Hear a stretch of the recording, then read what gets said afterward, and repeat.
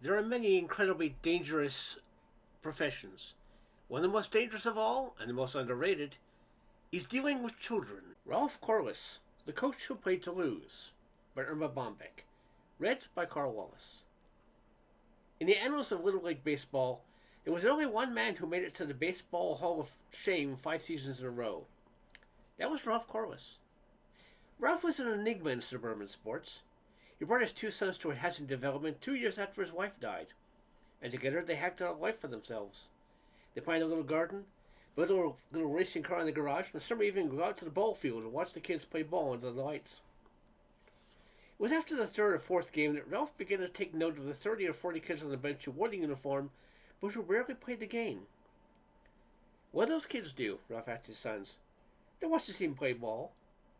For that, they have to get dressed up in full uniform? Oh, no, said his son. They go to all their practices, work out, run, field, catch, pitch, do everything the team does, except play.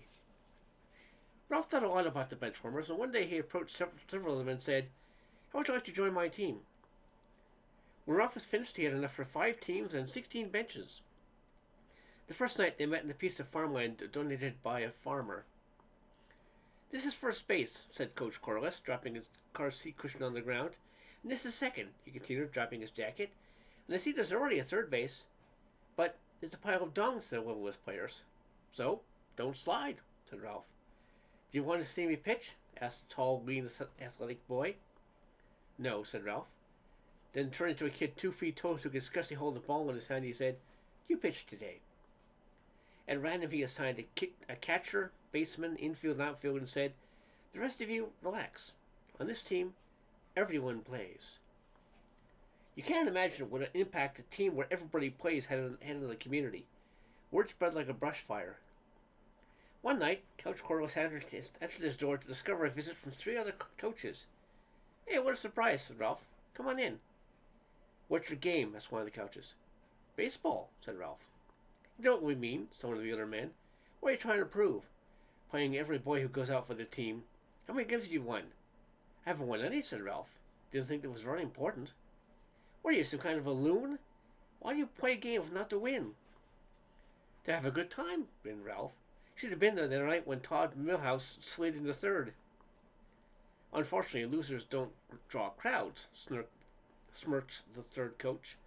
"Oh, we don't want crowds," said Ralph. "Adults just mess things up for the kids. Heard at one of your games that a mother threw a pop ball at Warren's son." "And he deserved it," said the first coach. "Should have had his eye on second base. That kid is the brain of a dead sponge." "He's pitching for me tomorrow," said Ralph. "Look," said the second coach, "why don't you let the boys go?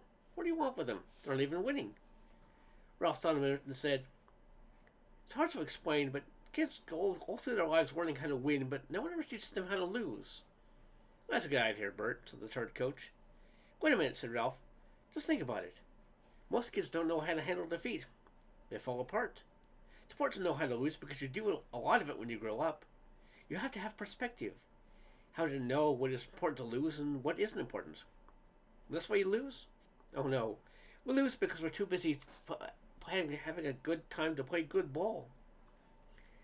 Ralph Corliss's team racked up an 0-38 record the very first season. The next year it was an even better 0-43.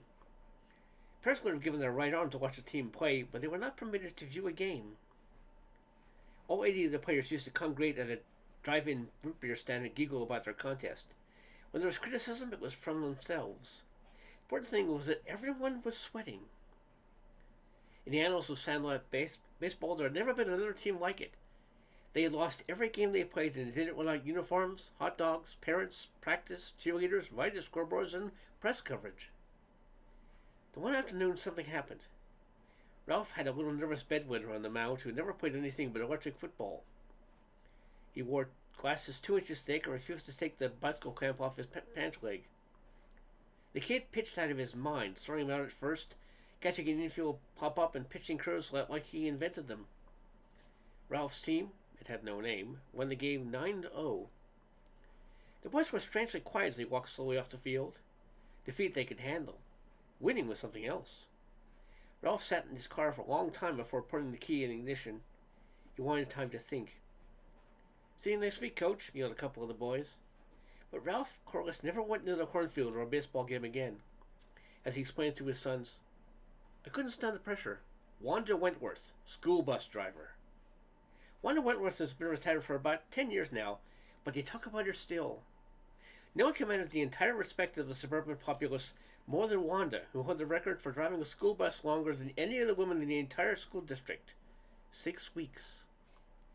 Every morning, fearless Wanda crawled into a school bus and dared do what few other adults would attempt.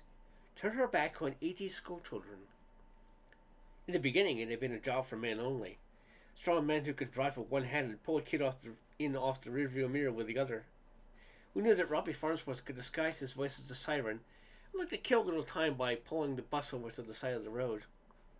Who could break up a fight between two kids with bad bananas. Then along came Wanda. She had read an ad for drivers in the Tatler. Wanted. Drivers for school bus. See magnificent sunrises and sunsets. Enjoy the laughter of children at play. Be a fulfilled volunteer. Orphans preferred. Few of us saw much of Wanda after she took the job. I saw her only twice. One day in the dentist's office, she'd fallen asleep in a chair, and another time in the supermarket where I got a bad wheel and she whipped out her toolkit and fixed it. How's things going on the bus? I asked her. Terrific, she said. There's nothing to it. You just have to be strict. Let them know you mean business. I looked at Wanda closely. Her right eye rolled around her head, independently of her left one. I don't allow no cooking on the bus, she said, even when they have a note from home. Now I know a lot of drivers who don't mind small fires, but if you want a hot meal, put it in a thermos. I think you're absolutely right, I said slowly. Another thing, she said, spinning her hair and trying to get a curl to stay in the middle of her forehead. All notes from home have to be legit. They come up with all kinds of stuff. Please let Debbie off at the malt shop. Eric's spending the night at Mark's house. Went for early. She had to get Mercy's nail polish out of her locker. Anytime I see a note written on stationery with a pencil or a pen, I know it's a fake. Mom's only write with yellow crayons on napkins. You're very wise. You're not dealing with any dummy, she said. Like games. Don't allow any games on the bus. You mean you're not allowed to play count the cow or whip out an old maid deck? Nope, I get too excited. We tried playing Blind Man's Bluff one day and this little devil spun around so fast that I nearly hit a tree with the bus. I waited on them after that. Absolutely no more blindfolding me while the bus is in motion. Actually, the time goes pretty fast, she said, folding her lower lip into a crescent and biting on it with her teeth until it bled. By the time I picked them up and they punched everyone on the bus, and opened the lunches and eat them, make the homework to the gliders and steam out the window, and open the emergency exit in traffic, and take off their boots and leave them under the seats, and unravel the mittens their mothers put on them, and yell obscenities at the motorists passing by who were at school. Sounds like it really has its rewards, I smiled nervously. Oh, it does. Did you hear that Tim Galloway won first prize in the science fair? He was my bus.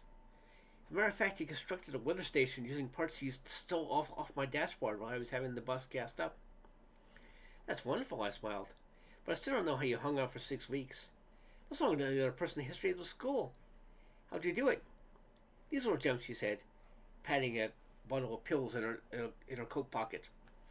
Tranquilizers, I asked. Birth control, she smiled, swatting at a fly that wasn't there. The end.